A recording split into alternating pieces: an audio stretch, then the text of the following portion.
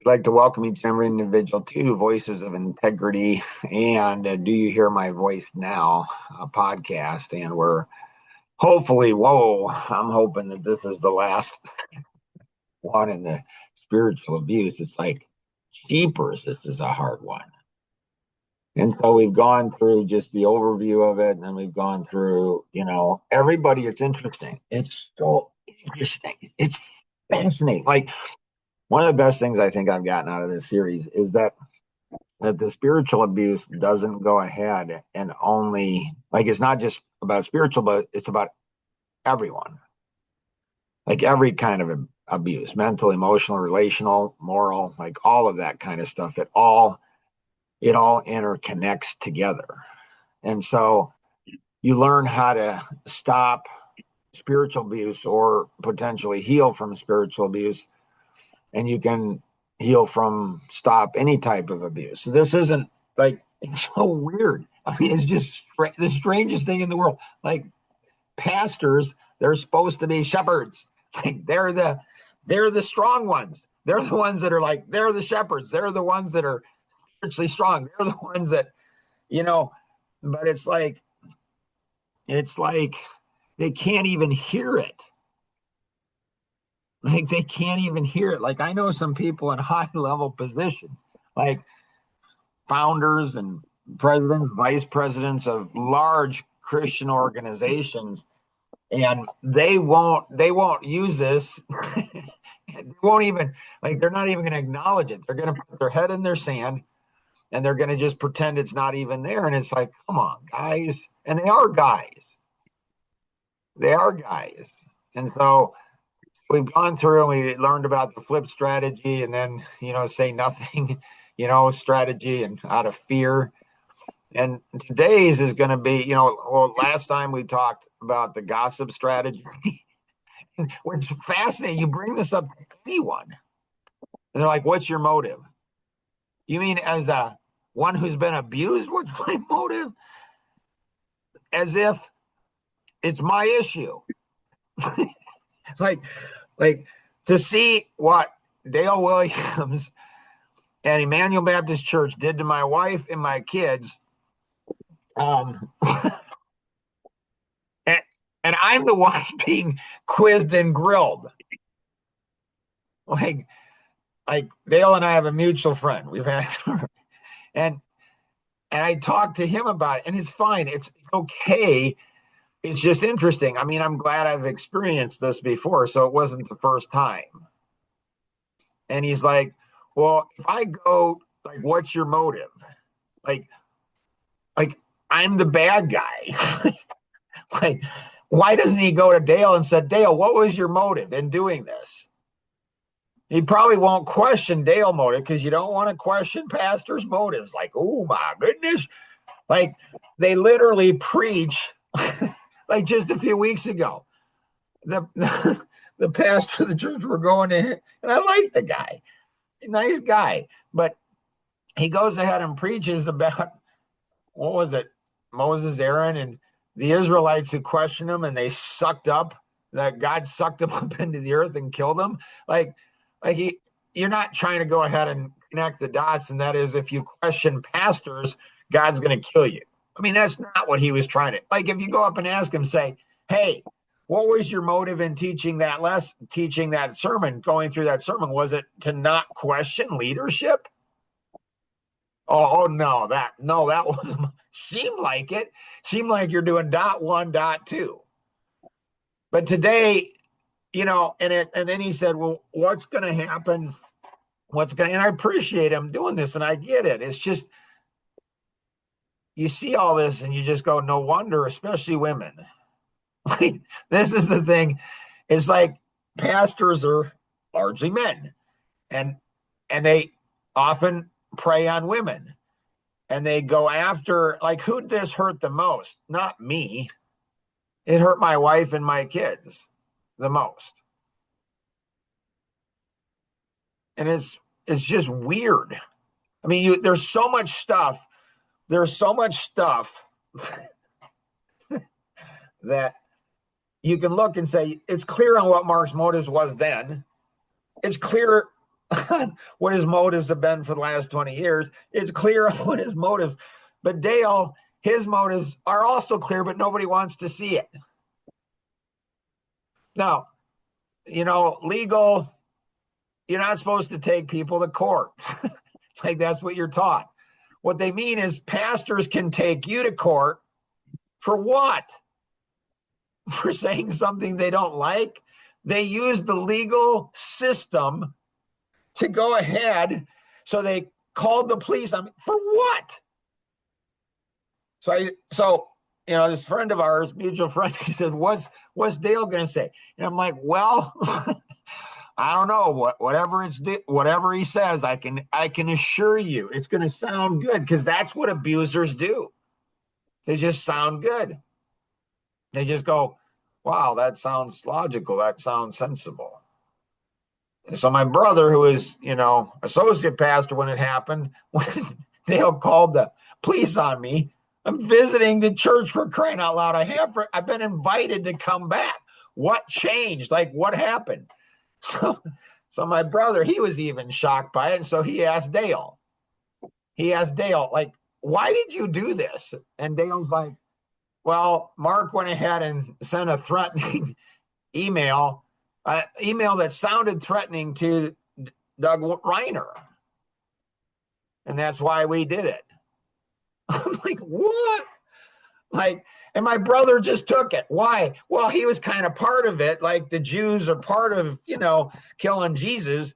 So they don't want to take any ownership. He doesn't. So he just accepted. I said, Ken, I don't even know what you're talking about. Go back to, like, did you ask Dale for the threatening email? Well, no. And it took some work to get him to, go back to Dale and say, Dale, like, you say there's a threatening email, like, show it to me. And so my brother finally, after some arm twisting, but he's a pastor for 10 years, so did it damage him forever? I don't know. And so he finally goes back to Dale. Says, that email that threatening, well, really wasn't an email or something. He changed his entire story. And my brother Ken is like, okay.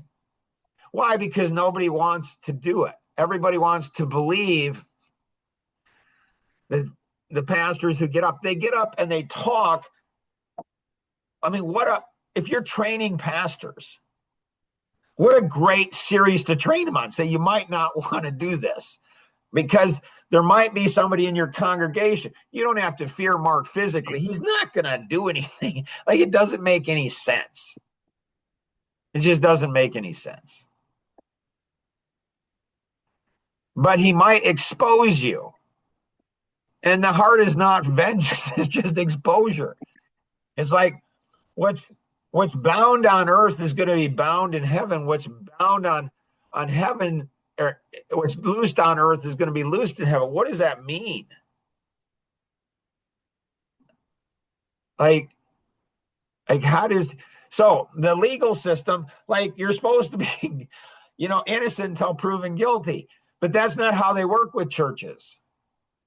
Like, the police are, like, my guess is this series will go to the Warrenville Police Department. Will the Warrenville Police Department do anything about it? Probably not. Like, will the legal, for the, it's going to go, probably, I don't know what Do You Hear My Voice, now will do with it, honestly. I mean, they asked me, would you be willing to do it? I'm like, sure. And I'm fine with doing it. But once I do the podcast, this is my experience. Someone said, are you afraid of them suing you? I'm really not. Pretty sure they won't do that. Why? Well, in part, because they're terrified. Why? Because if it goes to court, it's going to come out, and then everything's going to be exposed. I don't know. Is there countersuits that can be made? Yeah, probably. And so this is my experience. There's records from 20 years ago. Now, Dale, he's kept his records too, to try to protect or create fear or whatever. So the whole legal system, I have a friend who's an attorney, and he's like, the legal system is just so screwed up. And so there's people out there that say, the white male over 50, everything is their fault. And I'm a white male over 50. And I'd have to say there's a lot of truth to that. Like white males over 50 sometimes don't like me so much. Like, say something. I mean, come on, guys. You sit back and the women go ahead and take the lead. Like, are you kidding?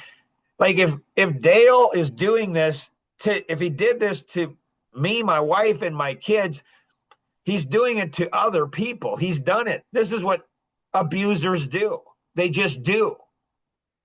And then, like, there's as much or more mental health issues as pastors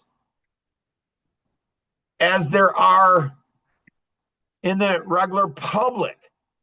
They have depression, they have mental health issues, they commit suicide, they go ahead and they have so many. Maybe it's because like they get up and preach every Sunday morning like my dad did for decades, and they say how they're just like us. Well, I'm just like you guys. I mean, we're special because you can't go ahead and confront us, you can't talk to us about stuff. They weave their magical words in front of people. Like Dwayne Earley, he's the vice president of strategic partners for ABWE. So he came to our house. He and I went golfing together. And I don't know, we're at the table at our house, and all of a sudden, I don't know, I start tearing up, start crying. It was just fascinating to me. He looks at me and he kind of smiles. He says, "Are those tears for real?" I'm like, "Excuse me?" And I asked myself, "Why would you say that?" And it's like, well, there are two reasons. One, he says, "I've never met anybody as passionate as you, Mark. I mean, in the last 20 minutes, you have five things that you are super passionate about, and none of them are interconnected. Like, you can't be around somebody that doesn't have passion." I said, "Passion about what?" He said, "It doesn't matter. They just need to have something there. They're not zombies, for crying out loud." And, Dale and my brother Ken and the church, they don't get all the credit for my passion, but there's a lot of passion. I see it could happen for me. I was like 13 years old when the church started, went there for 20 years, gave tons and tons and tons of money and did everything. I'm like, if this can happen to me, it can happen to anybody. But nobody will do anything about it. Even the press, the local press won't do anything because they don't want to mess with the pastors and the churches, because they don't want to say anything wrong about them, because, that's where their local advertising. Everybody is silenced. Like, the whole thing is silenced. It's like, I don't know, probably ought to send them the three monkeys. See no evil, hear no evil. What is it? See, hear, do no evil. But it's not threatening. It's like, it's exposure. But for them, everything is about creating an imposter. If you expose, or exposure to them is threatening. Oh, big time. And they want to put you under. They want to go after your economic engine. And so Dwayne, he said, "Yeah, you're passionate." I'm like, "Okay." And he says, I said, "Why would you ask if the tears are real?" He said, "I've been a pastor, Mark, and I work with hundreds, if not thousands, of pastors." And I'm like, now it made sense to me. I'm like, so he thinks I'm like a pastor. He thinks I'm making up the tears to go ahead and get people to give. Like, it's an indictment against the entire thing.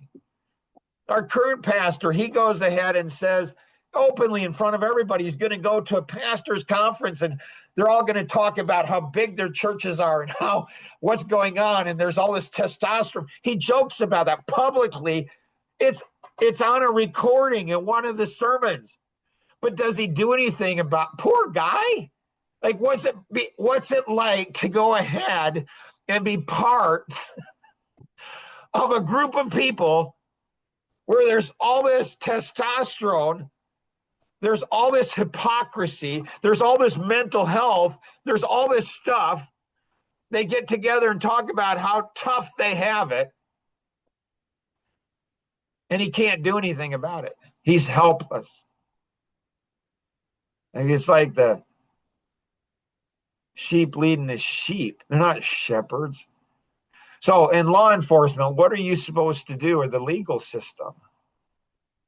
Right? You're just a cog in the wheel. You're just like Chief Reiner. He was the, like, I didn't figure this out until he was the police chief for Winfield, which was right next to Warrenville. How did he know all this stuff? Like, he comes in, like, he greets me, shakes my hand. The chief of police, ex-chief of police, shakes my hand and says, "Welcome, Mark." He's been telling me for 20 years, "You're always welcome in the church. You're always doing this. You're always, welcome." He greets me at the front of the church.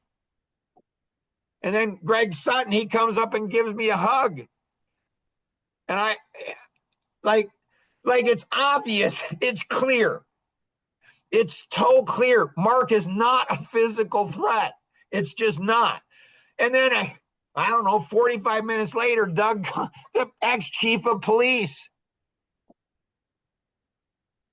Like, you police officers, you got to do something. You're just like pastors, police, politicians, like P cubed. Like, you're all the same. You just are. You can't put us all in a category. I can, actually. Like, if you sit back and you see things that are not right and you don't do anything, you don't even say anything, you just let it go. But you connect emotionally because you see so much abuse of so much that somehow you think you can do it. You can get away with it. Like, really? You indict yourselves, but you don't do anything about it. So he says, Mark, come and talk. I need to talk to you. About what? Just come and talk to me. We go up in front of the church in the side room. There's a classroom, a library there. And he takes me up there, and I go up there, and I'm like, I'm there for what reason? I'm there to show, number one, to show my wife and kids forgiveness. That's the motive. Number one motive is to say, I asked my wife, "Do you want to go with me?" She's like, "No." Why? Because she's hurt. I asked my kids, "You want to go to church?" No. They're hurt. And nobody gives a rip. You don't. Just don't even pretend you do. Don't pretend you care about my wife. Don't pretend you care about my kids. You don't. You just don't. It's not about me. I'm a warrior. You know what? I'll die on the battlefield. Like, it's fine. Whatever they did to me, it's fine. It's all worked out for good for me because I'm passionate. Because I can go ahead and feel women who have been abused by men. I can go ahead and feel what improper leadership and lording, everything I said in the document 20 years ago, he proved to be true 17 years later. Like, do you not even care as pastors? Do you not care as judges and legal system? Do you not care as a police officer? It's not a judgment. It's an observation. Well, most of us aren't bad. What? It's like, if I go ahead and my whole life do something good and once do something bad, are all of you going to go ahead and say, "Well, Mark, you did all this good, so therefore that one thing that's bad"? No, I don't think so. You can't look at life like that. That's not how it works. It just doesn't. So Chief Reiner goes ahead, brings me, says, "You got to leave." I'm like, "Why?" You just have to. I don't understand why. My dad started the church. You've invited me back for 20 years. Like, it's a public place. Why do I have to go? You just have to. There's no reason.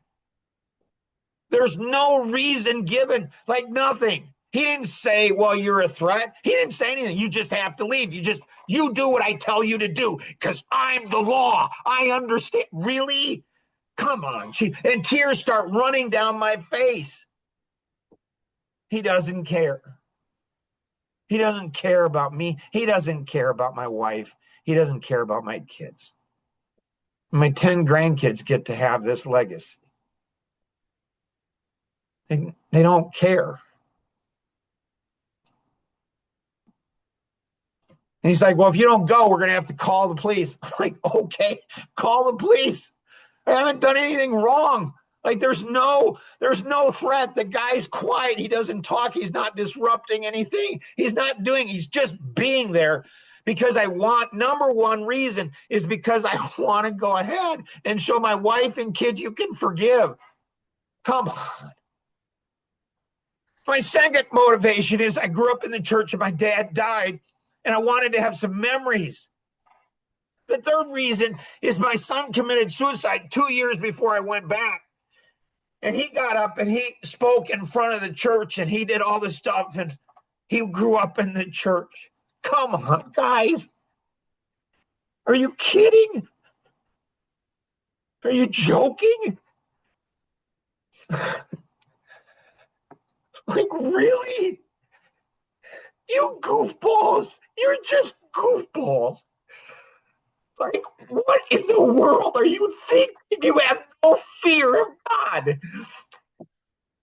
You have no fear of God. And you're all the same. Like every pastor that's watching this, which probably won't be any, you're all the same. Call them up. There's numbers on here. Like the three deacons, they don't even know me. Like, what's wrong with you? One of them's a CPA. What's wrong with you guys? Call me up. Have a conversation. Matthew 18. Like, what's wrong with you? Do you not have your wife and kids? Do you have no compassion? No empathy? You legal? You police officers? You have no idea as to the damage you do. Again, it's not to me. It's not to me. I'm a man. I'm a warrior. I don't hide behind deacons. I don't hide behind the law. I don't hide behind judicial and all the stuff and knowing how to do the law and twisting it this way and that way. No. You're going to be exposed. You all are. You just all are. When there's anarchy, chaos, you guys are in authority. You guys are in authority. You misuse authority. Eventually, it's going to catch up. It just will. So legal people, law enforcement, you guys all stick together with the pastors and you think it's just weird. It's just strange. And you have everybody fooled to think there's nothing you can do about it. No, there's stuff you can do. You just expose them. Just expose them all for who they are. Just the whole thing. And Jill, anything you got? Jeepers. You're on mute. You're on mute. Kenny, anything else you got? So how do you do that? How do you expose it? Well, do you hear my voice now? It's not you look it up, you can't find anything about it. Why? Because it's a ghost of an organization. There's no org charts. Legal can't go after it because there's nothing legal. They have no assets. You can't sue them. They have no board of directors. It was inspired through, the book, A Starfish and a Spider. So what's the difference between a starfish and a spider? Well, a starfish, a spider, you cut it in half and you get a dead spider. A starfish, you cut it in half, you get two starfish. It regenerates itself. It's a book about a leaderless organization. So they can't kill it.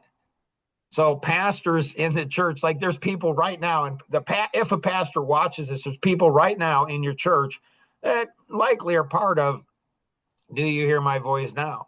You just don't know it. Why? Because are they afraid or are they just aware?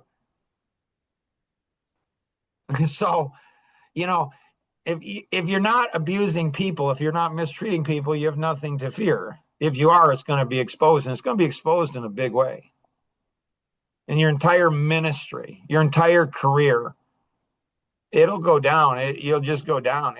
Everything will go down because eventually all it takes is one. You just look at all the sexual abuse in the Catholic Church.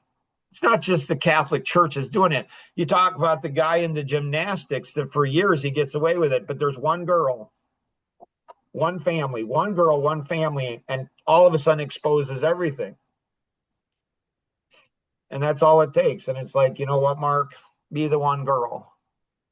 Just expose it once because it'll come out and it'll flood. You know, you can tell somebody's heart, a pastor's heart. The pastor's heart's revealed. Like if they get out in front of this and they expose and say, hey, I'd love for the whole church to go ahead and watch this series. And has anybody been hurt by anybody in leadership? A smart pastor is going to do that. A dumb one's going to wait until it gets out. And once it gets out, then they'll be like, well, okay, now we're going to address it. Or they're going to hope that it never gets out. Well, they're going to hope that, but that's kind of stupid because it's going to get out.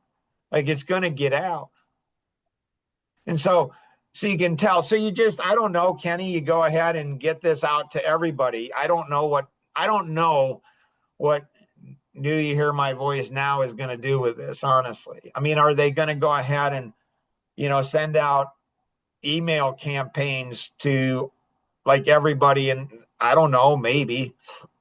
Are they going to go ahead and send out, are they going to send out postcards with QR codes to everybody in a geographic area that's going to go, 30-mile radius of, of Emmanuel Baptist Church with QR codes and say, do you believe this? Like, check it out.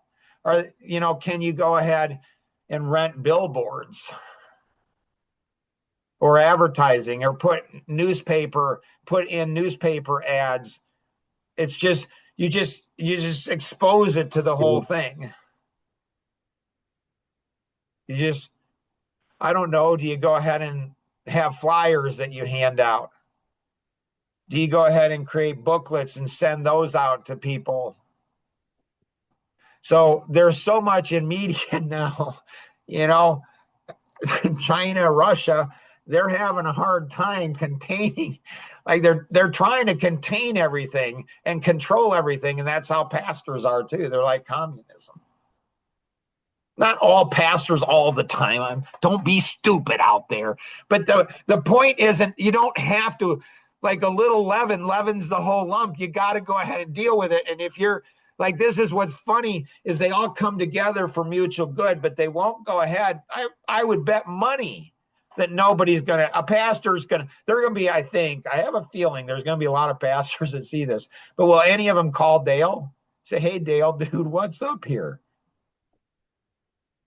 Like, come on a podcast with Mark. Or what about Doug Reiner? Is this how all law enforcement does? Like, is this, like, I don't know any other chief of police. Is this how all the chief of police work? You use the law to go ahead and abuse people? You go ahead and say something for 17 years. You say, Mark, your family's welcome. I mean, you do entrapment? Like, what in the world? And you get away with it? I mean, I just feel bad for Doug. I just do. I feel bad for him. I'm like, what kind of guilt must he have? I mean, and the three deacons. So, Kenny, I don't know but there's some pretty shrewd, smart, a few wealthy people, I'm sure, that are part of Do You Hear My Voice Now? So they've got resources.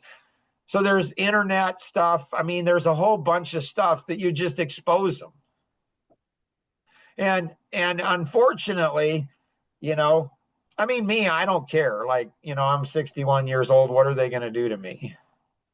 I mean, it would be ironic if a pastor ended up shooting me. I think that would be ironic. But like, I don't think that's good. My wife has some concern. She's like, you speak up. I'm like, right. And it's not for me. It is not for me.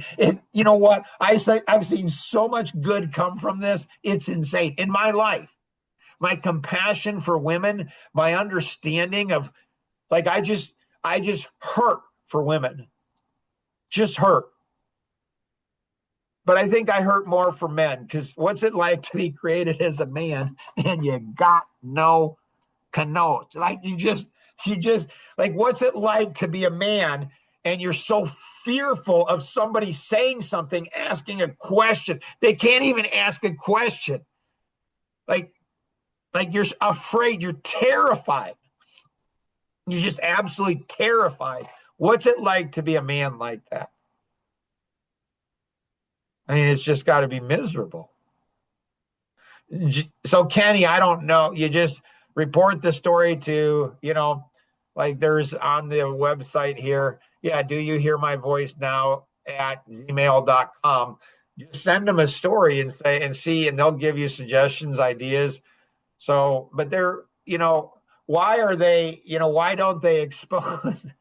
Why don't they go ahead and they're a leaderless organization? Because they're not stupid.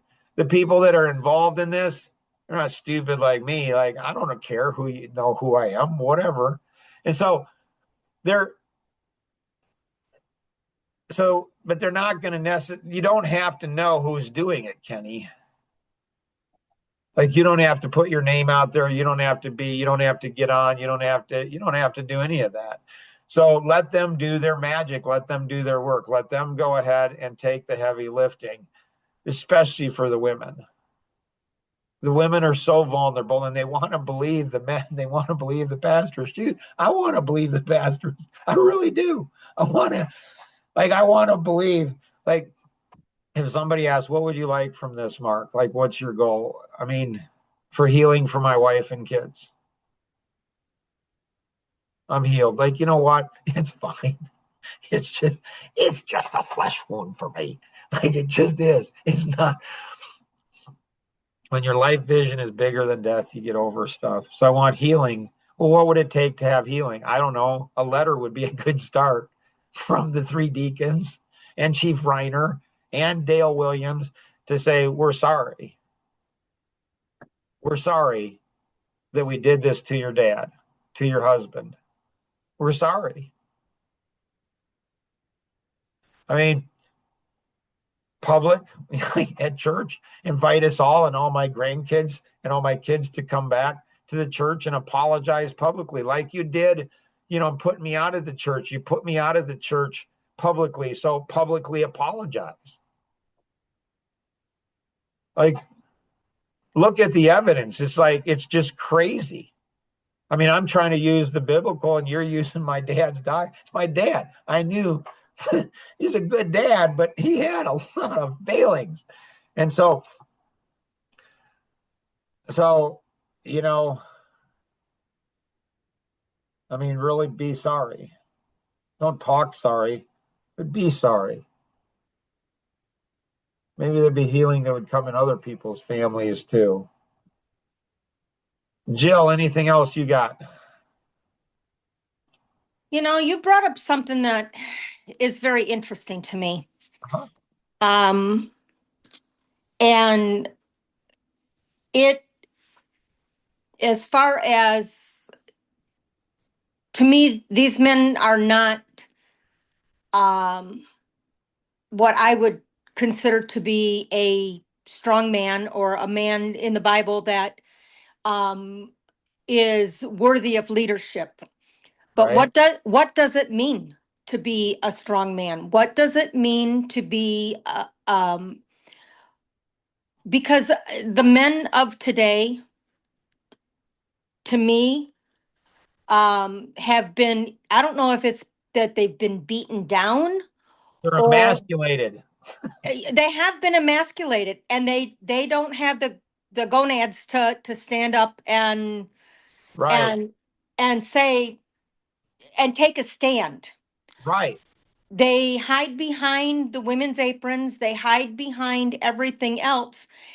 And unfortunately, too many women have taken over that power, that leadership and the power, and the men stand back and they are puppets. Right. It's weird. It's like when I approached when I was 19 years old, found out my father-in-law, future father-in-law, was molesting, sexually abusing my wife while we were engaged. And I confronted him. He acknowledged it, said, "Hey, sorry, it's my issue, blah, blah, blah." And I'm like, okay. And again, the church teaches you forgive. And I'm not saying I forgave him. But anyways, so when, Rosanna's mom comes home from church and we're at the table and I say, "Mom, we gotta address something. Dad's been sexually abusing Rosanna." And she says, "All men, all dads do that." Didn't take I realized, I'm 19, but it doesn't take a rocket science, somebody with a degree. Her dad did it to her. And it just generational. And how could she allow that to happen to her own daughter? How could she go ahead and allow this to, it's weird. It's all about the money, Jill. The church is all about the money.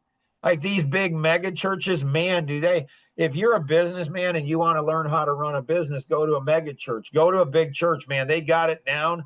They know how to seduce people, draw them in, give them a feeling of righteousness, give them a feeling. And I go to a big church now and, it feels, I don't know, for most people, it feels good. And that's how you get the money. You don't get the money by addressing these things. You don't create, they've taken, be at peace with all men. They've taken that little piece of scripture and that's how you make money. It's how you grow a church. And then you can say, God's blessing us. Is he? I'm not saying he's not. I'm just asking questions, but you can't. Like the church we go to now, it's weird. They had a 3-day orientation or a 3-week, once a week. And there's 30 people in there and it's just weird. And at the end, there's like 3 pastors up there. And I had over 30 questions for these pastors. And there's over 30 people in there. There's no questions for the pastors. It's just like, how can you have no questions? How can you have no questions? And they didn't. And I didn't ask any of the questions. Why? Because I've been trained, and ask pastors hard questions, especially in front of people. You just don't. Well, and I think most people are basically don't feel that they put they put a pastor on a pedestal, and so they don't question them. And here's something for pastors. Pastors, you put yourself on a pedestal. I'm just telling you. Now, you do it in a really sly and slick way. Other people could learn from it. You get up there and you go ahead and shake your head, and then there's some tears maybe, and then there's like, I'm just like I'm just like my dad did it. My dad was, he's a great dad. He really was very appreciative, so much learned, but he was a manipulative little guy. Like he, towards the end of his life, he went ahead and mentally abused my mom for 5 years. And she wouldn't tell anybody besides me. When I asked her, like Dale Williams, like they lived right next door. Dale Williams, he was there. He saw the whole thing, experienced the whole thing. But I'm like, why don't you tell my 3 brothers, Mom, you're being abused by Dad mentally, not physically. If physically, then I would have come in. But I'm like, Mom, you got to talk to somebody else other than me. Like, why are you only telling me? She says, you're the only one who cares, Mark. Or maybe you're the only one that would listen. I tell my 3 brothers and they don't do anything about it. Like, it's just,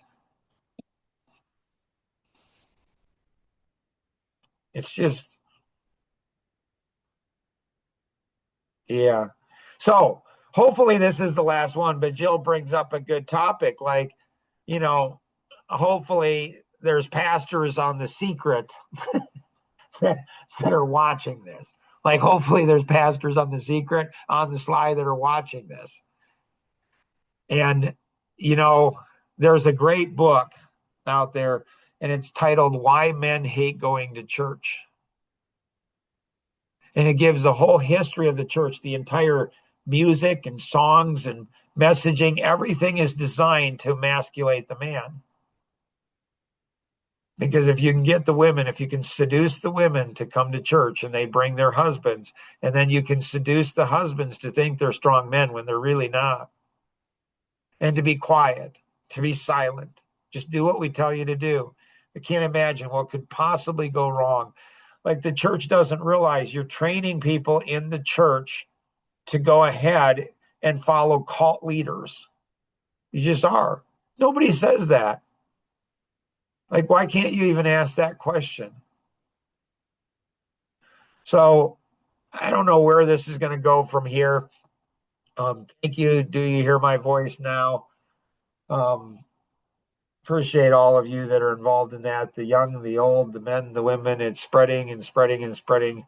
How do I know it? Well, there's no roles. There's no, it just is, because there's people, there's people like Jill.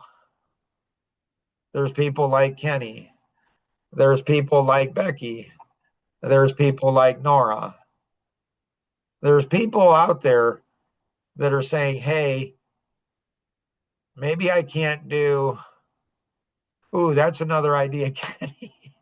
Like, you go ahead, I don't know, they could order postcards or something, and, or they could, like, pass this along to your pastor and say, there's this really strange guy that has some really tough experiences with churches, and it's really decimated his wife and his family. And I'd like to hear your perspective on it. So all the congregation, share it with your pastors. Get your pastors to go ahead and give feedback. Like, what do you think? Like, you listen to his sermon every week. I mean, he can listen to half an hour, 45-minute podcast. Like, come on. You know what? There was, I can't think of what his name is, that used to come once in a while to the Coffee Connection in Aurora. And he was one of your friends that So what we'll do is we're going to go offline here in just a second. Always come early, always stay late for the live podcast. I'm hoping this one's done, but Jill brings up a good point. Like, where are all the men? Like, where are all the men? And so should there be another podcast? Like, should there be another podcast? Like, helping pastors become men or something. I don't know, maybe. Like, would you have any pastors that would have the courage to show up? Say, I'm a man. Okay, well, show up. Like, show up. But they're terrified, and I get it, because you show up as a pastor on one of these podcasts and you're endorsing everything. You're not. You're having a conversation, an honest public conversation, but they're terrified. I mean, perfect love casts out all fear. Pastors don't know that. They've never internalized that. If they had, well, then they wouldn't be so afraid. So connect with the individual who invited you to participate. Pass this along to other people. Check out Do You Hear My Voice Now? Check them out. They've got some great resources on helping and healing and other types of things. And you don't sign up, you just become a member, and you just start connecting with other people and sharing with other people. And you create these little pods that you go, maybe we do something in the little pods. So anyways, thank you all for going through this journey. I say that getting healed is easy. It's not hard. Staying healed, that's what's hard. And it's really cool that went through this and it's all good. It's all fine. God's in control. Not the pastors. Anyways, always remember we can accomplish so much more together than we ever could on our own. Have an amazing day. Bye-bye.